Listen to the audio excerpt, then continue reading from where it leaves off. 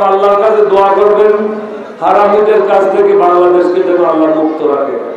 চাঁদপুরের মতলব উত্তরে liberal democratic party এলডিপির president doctor colonel Oli Ahmed বীর বিক্রম বলেছেন, হিন্দুস্তানের দালালদের থেকে দেশকে পুরোপুরি মুক্ত রাখতে হবে। এ সময় দেশে থাকা সাপের মতো চামড়া বদলানো হারামিদের কাছ থেকেও সকলকে দূরে থাকার আহ্বান জানান তিনি।